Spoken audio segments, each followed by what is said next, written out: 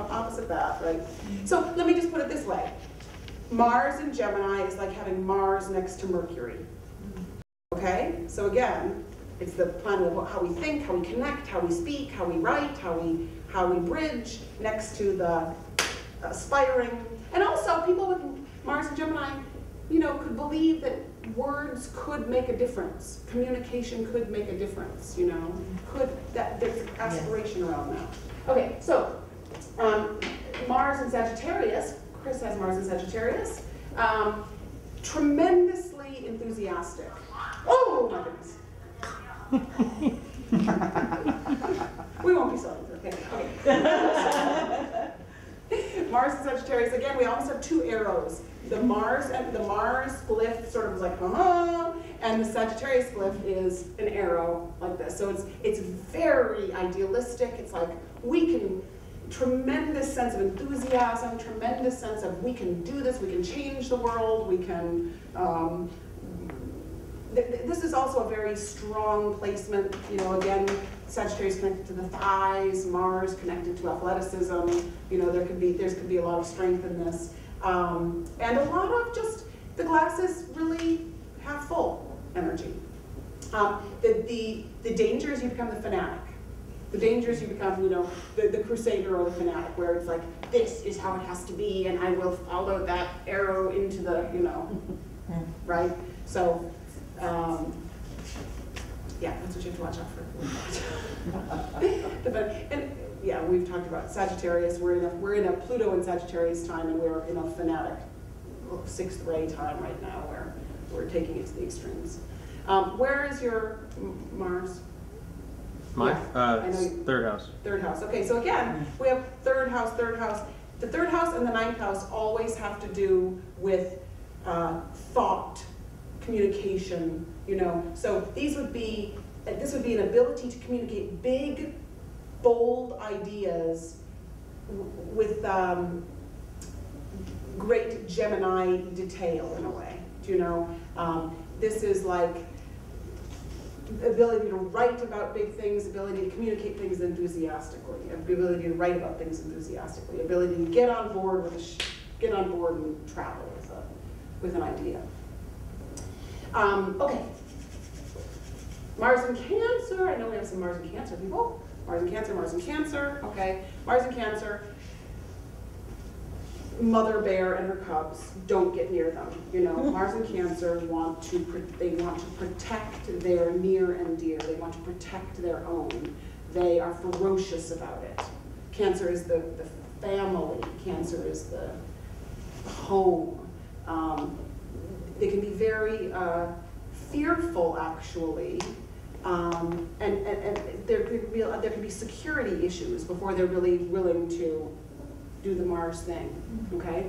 And because the Mars and Cancer things can build up, they can also get very reactive, like unexpectedly reactive, like it can just come out of the roiling belly.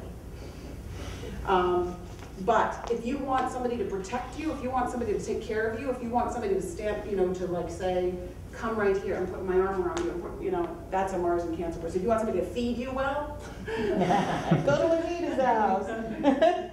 If you want, yeah, it's a parental energy, it's a mama energy, because again, it's Mars next to the moon, okay? Because the moon rules Cancer, so it's like having Mars and moon together. So you could have stomach aches, you could have, you know, you could have stomach issues with Mars Cancer. And then it's so funny on the sheet, of course, the problem area is sulking, right? Because you can be like, you know, it's easy to get into, to let that stop you. Yeah, and for you, what house is it in? 7th house. 7th house, okay, so 7th house is house of marriage and partnership, right? So your relationships, and you might take that protective energy to your partners. You know, you might feel that way about your partners, or you might be, you know, tentative or careful or cautious in relationship. You know, because Mars wants to let it out, but Cancer wants to stay guarded. You know, so there's going to be a push and pull there. And you also have, don't you have it also square the moon or something? Yeah. Yeah, so that's a double whammy for you, because it's not only in the moon sign, but it's also like, always checking in with how you feel, which is, and Gon says moon in Libra, right? So the indecision, right, the weighing of things, and so it would be hard for you. There are other things in your chart that make this different, but it would be hard to like be like, this is what I'm doing, you know?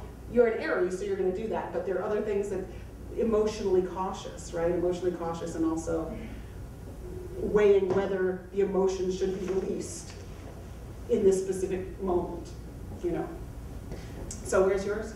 8th house, which is that one? Right, that's the Scorpio house. So not only are you already have it, you know, in your belly and hidden away, it's even more hidden away because it's in the Scorpio house. So Scorpio is, the 8th house is sort of like backstage, you know. And but you could use it for like transformational good, because the 8th house is the house of therapy, and it's the house of like dark to light. So as you process your own stuff, you could be a really potent, she's like, no way. One would hope so. Yeah, you could be the potent transformer there. Also, yeah, there's something, we'd have to think about it more, but there's something, of course, the whole financial aspect of the 8th house. But you can feel how if it's in a double water sign, you know, if it's in Cancer and then in the Scorpio house, you have even more of the Mars energy being kind of waterlogged, okay?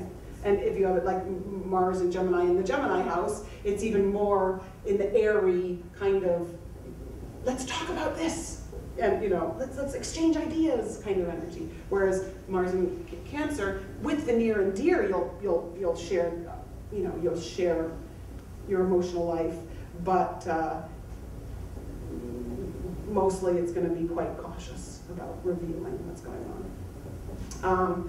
Shy at first, of course, yeah, shy at first. But also, yeah, incredibly devoted. Mars and Cancer will be incredibly devoted. Yes, Anita? You say develop great devotion, emotion, and then what's the fantasy in a familiar situation? Well, so because Cancer is likes home, and likes things that feel familiar, and likes people around them that are familiar, and likes, you know, don't put me on a deserted island, put me in my cozy kitchen on the kitchen table having great sex. No, you know. No, but I mean, it's really fun too. Yeah, put you on the deserted island. No, but it is about, because Cancers are like, what's familiar? This layer's familiar. Okay, now I feel safe here. Okay, I feel safe here too. And so it would be about feeling safe in intimate situations before you could really let yourself go. Yeah. Putting you all on the spot here, but you know. Okay. All right, and Mars and Capricorn, very persevering, real ability to, nobody has Mars and Capricorn, right? Yeah, it's like having Mars next to Saturn, okay? So the Mars impulse is stopped. You could have somebody with Mars, with Mars and Saturn, and you might have, see, whenever I mention the fact that it's having like Mars next to Mercury or something like that, if you look at your sheet, you might notice that there are particular relationships, like I'll say, okay, Mars is square Mercury, or Mars is next to Mercury. That would be similar to having a Mars in Gemini placement. Do you see what I'm saying? So every time I bring up, like, do any of you have Mars in a particular relationship to Saturn? Opposite, trine, quincunx. Does anybody have Mars in relationship to Saturn? Okay. So It's conjunct. It is conjunct? It's in conjunct. In conjunct, all right, so that's a difficult relationship. That's a like, these guys don't know each other at all kind of thing. Oh, you're looking for easy. Oh yeah, I didn't even like Conjunct. So you have a conjunct? Okay, so Mars conjunct Saturn, Mars in conjunct Saturn. All this is to say that Mars in Capricorn can be, they could be very good at like abstaining from things. They can be very, you know, the energy of Mars wants to move forward and Saturn initially stops it, and then they can finally move together in an enduring way. But Mars in Capricorn is very slow and steady, and the only way that it's going to get done what it needs to get done is be patient over time. And it's very serious, and you know, people that do abstain from sex for long periods of time or something like that, that's a very Mars and Capricorn thing. It's like, no, discipline. It's kind of a discipline around, these things. The long distance runner, very strong sexuality, yes. These are the kind of athletes that could do the Iron Man, right? Or that kind of thing. There's an ability to persevere. But the danger is that you get very hard. The danger is there is not a lot of joy. The danger is that it's like life is serious, and you can feel it. It's almost a hardening of the bone. It's osteoporosis. Right? Okay. Okay. Leo, Mars in Leo. Total, the actor, the presenter, the fiery one, the here I am, the, unafraid to put oneself forward, Where's Kate's Mars? Pisces. Oh, I think, Yeah, Pisces. Conjunct Uranus, which is interesting. But Mars, so Mars in Leo is very much like not afraid to take center stage, not afraid to be sort of outspoken, very much look at me. The danger is that it's too much. The danger is that people are like, okay, all right, enough, Some poor people with Mars in Leo. But, they really have a strong personality, that kind of thing. And of course the problem area, the Lord and Master is what we're right here, right? But very, very confident and very full of energy. Anybody, when you see people that are just like, just moving through life with a lot of zing, they'll often have Mars in a fire sign. Yeah. Okay, Mars in Aquarius. Mars in Aquarius and Mars in Aquarius. Okay. Mars in Aquarius, the Martian impulse is also intellectualized to some extent. There is a love of the new. There is a love of the unusual. There is a love of going like this, but in a different way. There is the